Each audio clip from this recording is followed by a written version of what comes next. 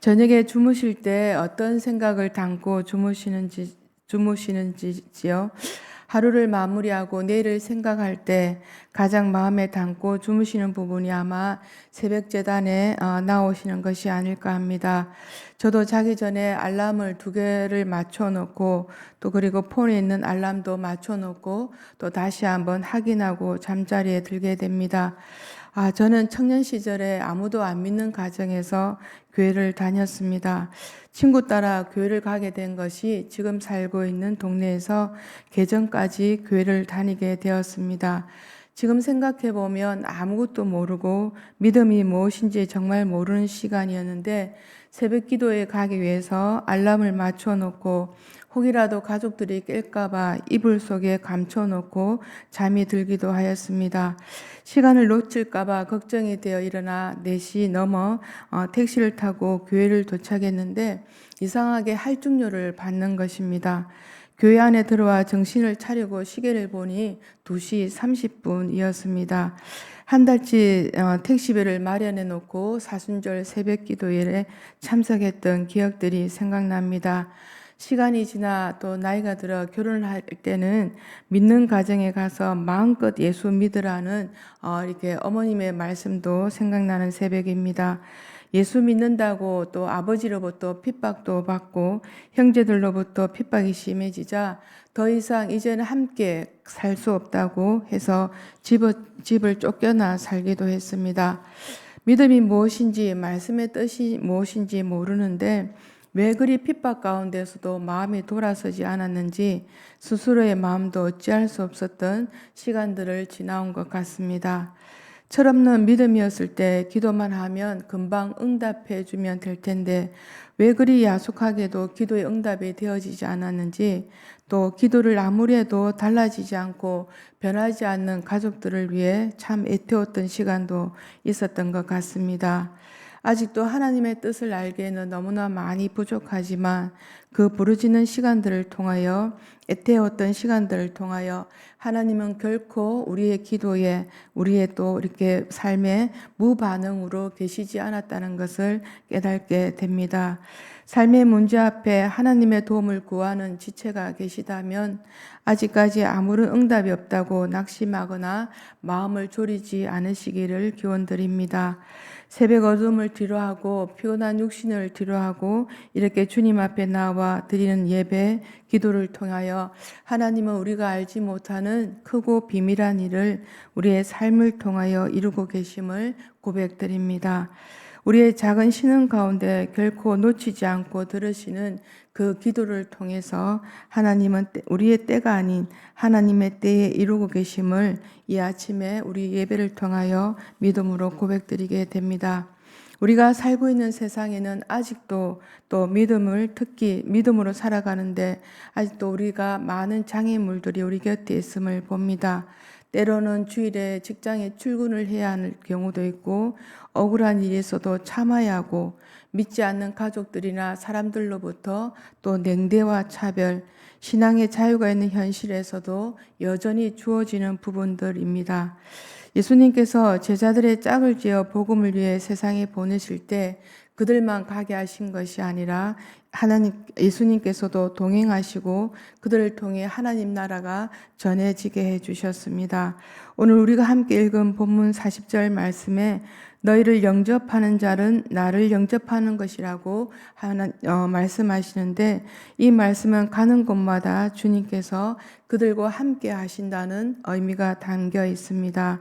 너희를 영접하는 자라고 말씀하실 때는 분명 영접하지 않는 자들도 있다는 것입니다. 세상에 보내진 제자들은 다 사람들이 영접하고 환영한 것은 아닙니다. 그들이 복음을 외칠 때 때로는 목숨을 내놓아야 했고 또 핍박도 받아야 했습니다. 지금을 살아가는 우리의 삶 가운데 아직도 교회에 나가는 일로 인하여서 가족들로부터 냉대와 또 눈치를 보고 교회 오시는 분들도 우리 성도님들 가운데 아직도 계십니다.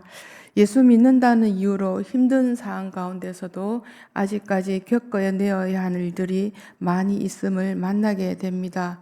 혹이라도 나로 인하여서 가족들이나 또 자녀들이 하나님께 돌아오지 않을까 하는 마음으로 어려운 가운데서도 묵묵히 기도하며 기다리는 성도님들이 계신 것을 만나게 됩니다. 지금은 아닐지라도 때가 되면 그날이 오면 예수 믿는다고 그렇게 반대하던 가족들이 어느 날 마음을 돌이킬 그날이 꼭 올 것이라고 믿어집니다. 결국 영접하는 것으로 인하여서 예수님은 자신을 통해 하나님을 보여주셨습니다. 오늘 우리가 함께 읽은 40절 본문 말씀을 통해서 우리가 어떤 모습이어야 하는지를 보여주고 있습니다. 세상 사람들은 우리의 어떤 모습을 보고 영접해 주겠는가입니다. 세상 사람들은 우리의 말과 우리의 삶의 모습을 통하여서 우리의 모습 가운데 예수 그리스도의 형상을 보기를 원합니다. 오히려 세상 사람들에게 하나님을 볼 수 있는 기회를 우리가 삶을 통하여 막고 있지 않는지 모르겠습니다. 우리의 겉사람이 아닌 속사람, 우리 안에 계신 하나님을 그들이 볼 때 하나님 앞으로 그들이 나올 것이라고 봅니다. 오늘 우리가 함께 읽은 요한복음 12장 44절에 이런 말씀이 있습니다. 나를 믿는 자는 나를 믿는 것이 아니요 나를 보내신 이를 믿는 것이라고 말씀이 있습니다. 우리는 자신을 통해 하나님을 보여주시기를 원합니다. 예수님은 자신을 통해 하나님을 보여주시기를 원하십니다. 예수님은 고난과 또 박해를 엄숙히 각오하고 떠나는 제자들에게 단순히 너에게 축복이 있을 것이라는 말씀만 남기지 아니하시고 너희를 영접하는 자는 분명히 상이 있을 것이라고 말씀하심으로 제자들에게 확신을 심어 주었습니다.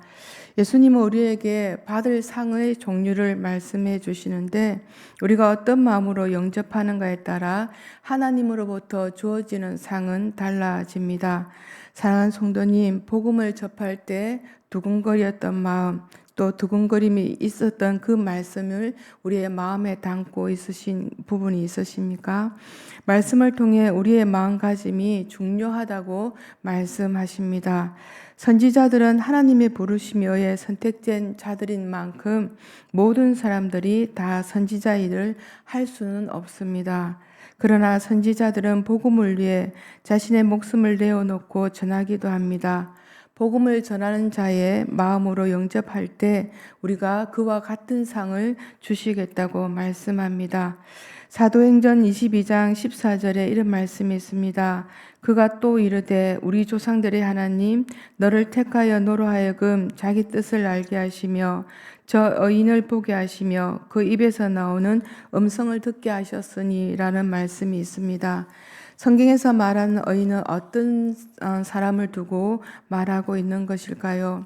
하나님의 뜻을 구체적으로 실천하여 신앙과 행동이 일치하는 자를 가리키고 있습니다. 우리의 신앙의 깊이와 넓이는 내가 살고 있는 삶의 자리에서 나의 행동과 태도 속에 묻어나고 말하고 있습니다. 아직까지 우리의 신앙의 깊이가 얇다. 하나님으로부터 성전으로부터 흘러나오는 성령의 은혜, 하나님의 은혜에 발만 살짝 묻히고 있으신가요? 아니면 우리의 허리까지 차서 나의 신앙만 겨우 지키고 있는 것인가요? 우리의 신앙의 깊이는 허리를 넘어 나의 머리 끝까지 하나님의 은혜와 말씀 안에 푹 잠겨 있어야 할 줄 믿습니다. 그로 인하여 그로 인하여 흘러넘치는 은혜와 사랑으로 우리가 살고 있는 이웃들을 돌아보고 하나님께서 주시는 상의 의미는 달라질 것입니다. 성도님, 어떠할 때 우리의 삶이 행복해질까요? 가지고 싶은 거 다 가지고 하고 싶은 일 다 할 수 있을 때, 누리고 싶은 거 다 누리고 있을 때 행복해질 수 있을까입니다. 인간은 끊임없이 무언가를 자신을 위해 채우기를 원합니다. 그래서 때로는 세상을 향해 우리의 눈을 돌리기도 하고 세상을 향해 나아가기도 합니다. 그러나 세상 속에 살고 있는 우리에게 하나님은 세상 속에서 추구하는 것을 따라가지 않고도 행복할 수 있는 비결을 알려주셨습니다. 오늘 우리 본문 42절을 다시 한번 함께 읽어보겠습니다. 시작. 또 누구든지 제자의 이름으로 이 작은 자 중 하나에게 냉수 한 그릇이라도 주는 자는 내가 진실로 너희에게 이르노니 그 사람이 결탄코 상을 잃지 아니하리라 하시니라. 아멘.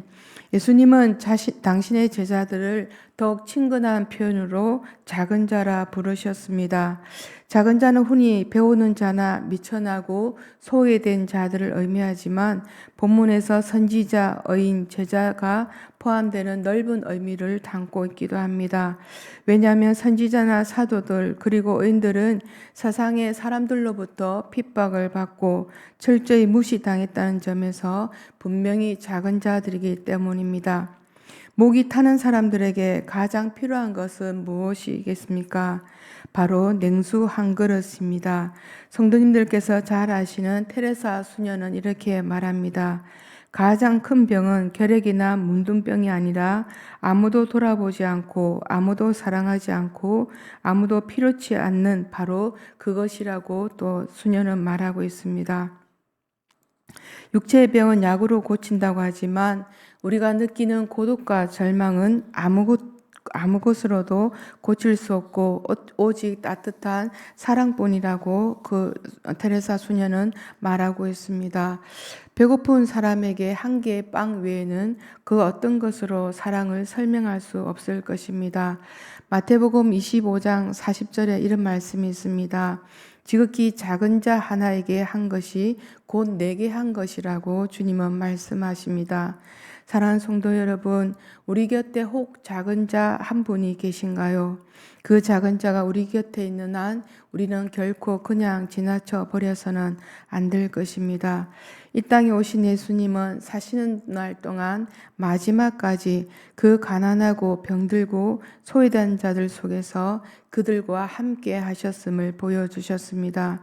결코 자신의 자리를 과시한다거나 힘을 가지고 사람들에게 영향력을 끼치는 것이 아니라 그 작은 낮은 자리에서 자신을 비워 사랑을 보여주셨습니다. 혹 우리 가운데 내가 건네야 할 냉수 한 그릇의 주인이 계십니까?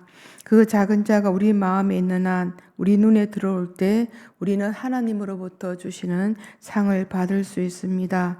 그 작은 자를 통하여 하나님 나라가 우리의 심령 가운데서 이루어질 것입니다. 냉수 한 그릇에 하나님은 자신의 사랑을 담으셨습니다.